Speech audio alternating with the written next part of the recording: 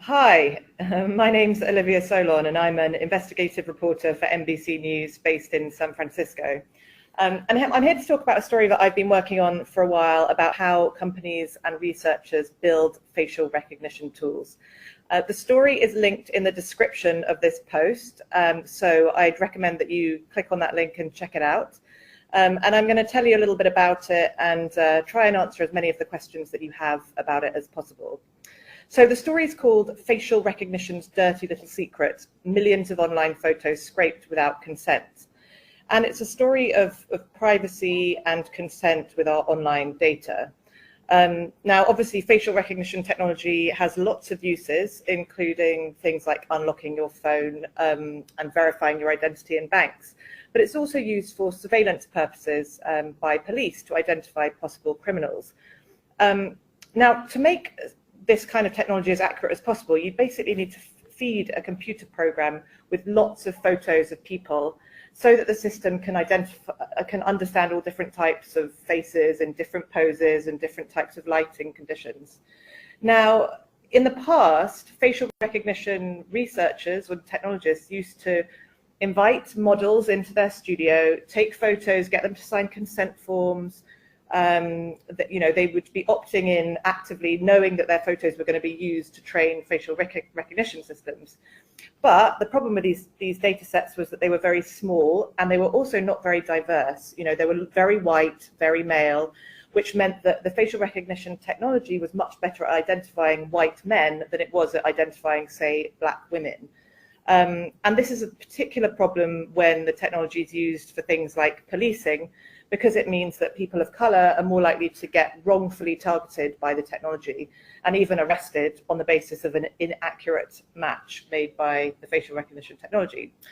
So to try and solve this problem, earlier this year, IBM released a data set of 1 million photos of faces. They did this in January, and it was designed to include a broader range of skin tones and ages, and to try and make facial recognition technology less biased and better at identifying a broader range of people. Now, when they made this announcement, they mentioned that the photos, they got all the photos from Flickr, which is a photo sharing site that used to be really popular, I'd say about 10 years ago. And this kind of surprised me because I'd uploaded a whole load of photos to Flickr, again, probably 10, 15 years ago, and I would never have imagined that they would be used for improving surveillance technology. And there are 1 million people's faces in this data set, including, I think there's something like 150,000 faces of children under the age of 12. And I think this becomes a bit problematic because A, you have a situation where the photographers don't know about their photos being used in this way, and B, you have a situation where the people included in the photos don't know that their photos are being used in this way.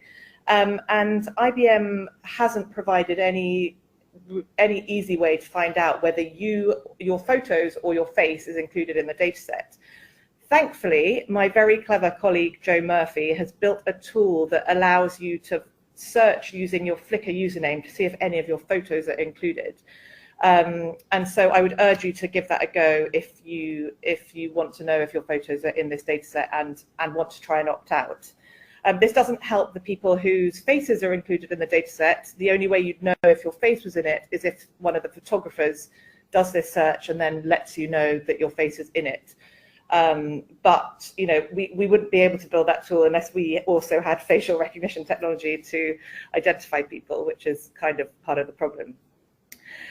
So after looking at the IBM dataset, I went kind of down a rabbit hole of seeing where do facial recognition researchers get their training data from. And it turns out that IBM is far from alone in just sort of taking photos that were put on the internet. There are loads of different researchers who've just taken photos from Google searches, from YouTube videos, from Facebook pages. Like there was this land grab of images in the mid 2000s, and all these all these systems were basically built on millions of people's photos, millions of people who have no idea that their photos are being used in this way. So, some of the data sets focus on celebrities, and I think that's, you have a different issue there because these are people who are already public figures and they're already, readily identifiable. But I think when it's just members of the public who've uploaded their photos to a photo sharing service 10 years ago, even if they have published those photos using licenses that allow others to reuse those photos, I think it's a different story altogether. What I did for this story is got in touch with a bunch of people who were included in this IBM dataset, IBM Flickr dataset, and asked them what they thought about their photos being used in this way. And quite a few of them, I'd say more than half, were both surprised and a little bit upset to learn that their photos of their friends and family were being used to improve facial recognition technology. But others were totally fine with it. And, they were arguing that, facial recognition technology, when it's more accurate, is good for national security, it's good for police. And I think that's fine too. That the issue here is that people were just not given that option to choose whether or not their photos were included in this way. And so for me, this whole story highlights the total lack of control we have over our personal data online. It highlights the way that new technologies create very new ways to invade our privacy. Like those photos 10 years ago couldn't be found, couldn't be used to identify you, or at least couldn't be used to train facial recognition tools, and now they can be.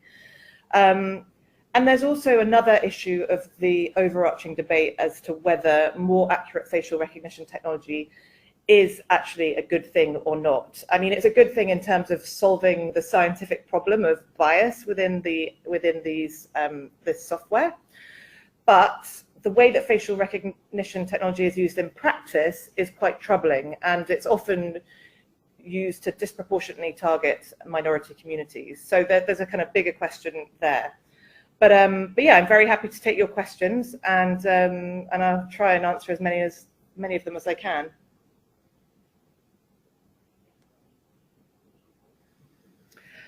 So the question is, what was IBM using the facial recognition software for? IBM, so this has been an interesting conversation I've had with IBM. They claim that this is being run out of their research division and isn't going to bleed over into their commercial division.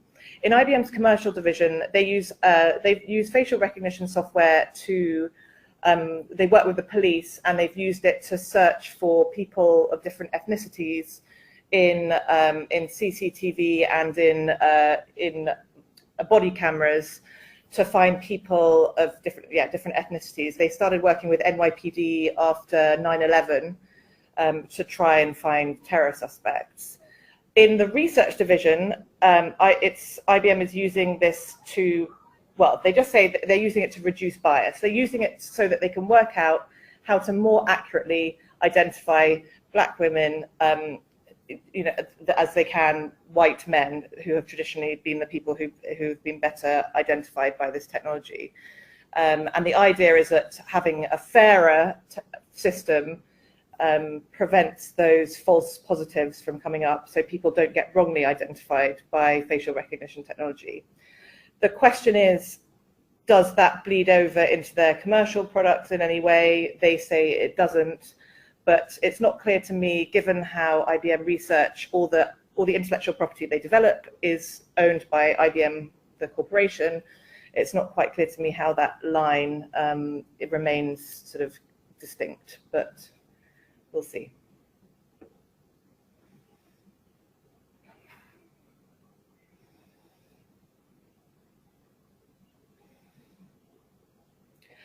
So there is lots of evidence to suggest that the photos are being taken from other sources online as well. This is far from a problem, far from a unique problem to IBM.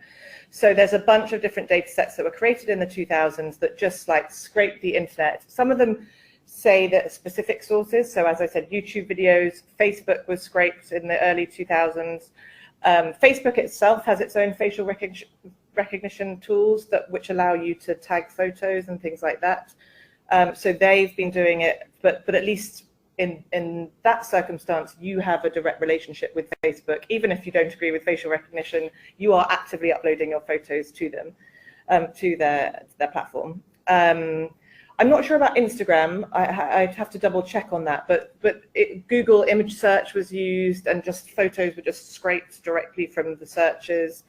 So yeah, it's been a bit of a free-for-all, and it seems like almost every research group that specializes in facial recognition is in some way implicated or has used one of these data sets in a research context. Whether they've been then moved into the commercial context as Facebook uses facial recognition remains to be seen.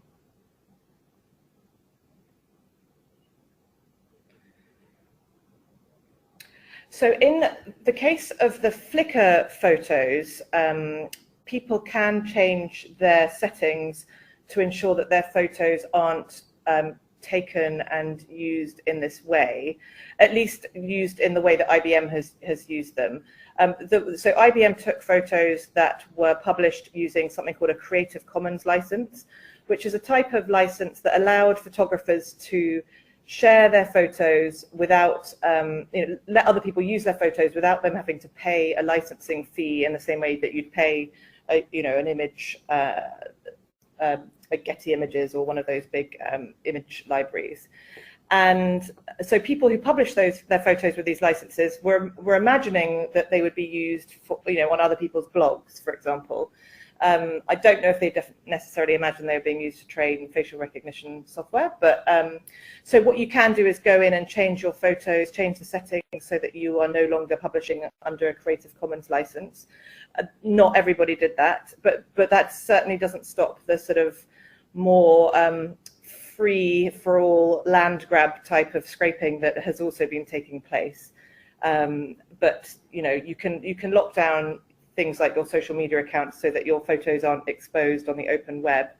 But to be quite honest, if you've published photos publicly on the web in the last 10 years, it's pretty likely that some of them would be included in at least some of these data sets.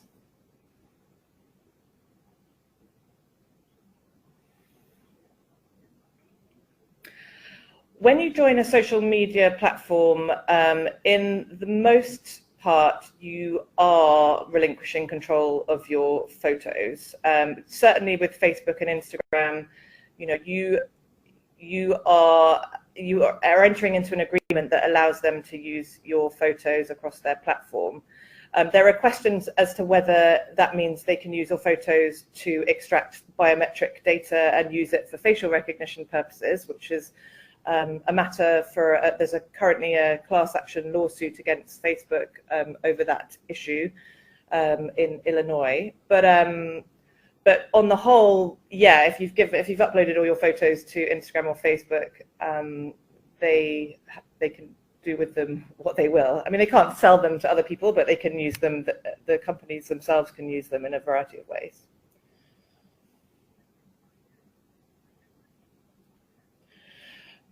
So the question is, were any photos of minors taken from Flickr? Yes, they definitely were. IBM has written a research paper that they published alongside this data set. And I think there's 150,000 photos of people under the age of 12, at least according to their estimate. I mean, they don't know for sure how old people are in the photos, but they've used humans to look at the photos and make an educated guess as to how old people were. And they estimate that 150,000 of the 1 million faces included in this data set are under the age of 12. So yes. Okay, well, those are the main questions we've had so far. Thank you so much for watching. Please do go and check out the story. And if you want to check out if your pictures are included in the data set, we've got a handy little tool there. So just click the link and scroll down to the interactive tool. Thank you very much.